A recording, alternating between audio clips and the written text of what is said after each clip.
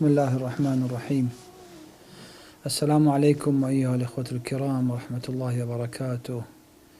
تحية طيبة مباركة وليلة سعيدة مباركة من ليالي شهر رمضان المبارك. أسأل الله سبحانه وتعالى أن يوفقنا فيه لطاعته وأن يوفقنا فيه لتدبر آياته. للأسف الشديد في هذا الزمن نلاحظ كثرة الطلاق. في الواقع لما أتفكر أنا في موضوع الطلاق، الأسباب كثيرة والحالات كثيرة، والإحصائيات تتحدث مع الأسف عن ازدياد حالات الطلاق في كل المجتمعات العالمية، حتى أصبح الأمر يؤدي إلى عزوف عن الزواج في الواقع بين الجنسين من الرجال والنساء بسبب عدم إحساسهم أو إحساسهم بعدم القدرة على السيطرة على حياتهم وسوء الظن في الواقع بالآخرين. من أين يأتي هذا الأمر؟ في الواقع الشديد الأمر لا يحتاج إلى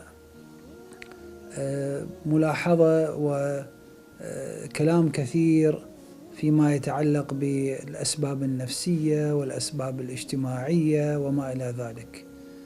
الأمر يحتاج إلى نظر في ذات الإنسان، صلاح السر صلاح الحال من صلاح السر. الحل دائما في القضايا هذه يأتي من الداخل ولا يأتي من الخارج.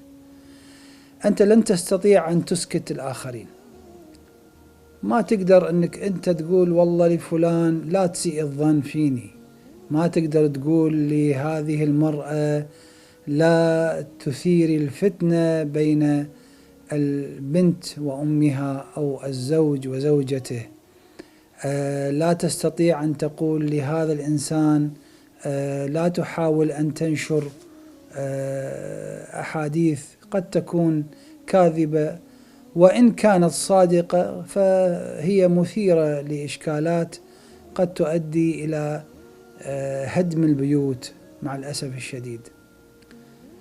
لا تستطيع ذلك ولا تملك حتى أنت أن تجبر الناس على ذلك. ما تقدر تقيدهم بسلاسل من حديد، ما تقدر تخيط أفواههم، ولكن تستطيع أن تنبههم على ذلك لكي يأتي الإصلاح من داخلهم. كيف ذلك؟ بأن تبين لهم مساوئ هذه الأفعال. أعتقد منطلق هذا الأمر والنجاح في هذا الأمر يأتي منك أنت من خلال عدم الاستماع للإشاعات، الكلام المغرض أو أي كلام يطلق بين الناس. لا تحاول أن تهتم بمثل هذا الكلام، ذره في بقعة بعيدة عن قلبك، لا تلوث بها قلبك، وحاول دائما أن تحسن الظن بالآخرين.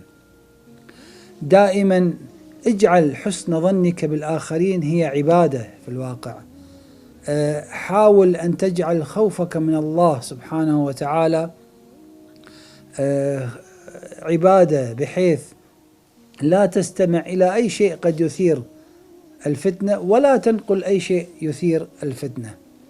حاول أن تكون إنسان مستجمع لقيم الإنسانية في تعاملك مع الآخرين، وحاول أن تراقب نفسك في ذلك، لأن الإنسان منا دائما يتعرض لمثل هذه الحالات، دائما يكون عرضة للقيل والقال دائما، وبالذات في هذا الزمن الذي لا يحتاج الأمر إلى أن تسمع من آخر، بل يكفي أن تفتح تليفونك النقال أو هاتفك الجوال وتنظر في هذا وذاك فتساهم في ذلك. حاول أن لا تساهم في نشر مثل هذه الأمور.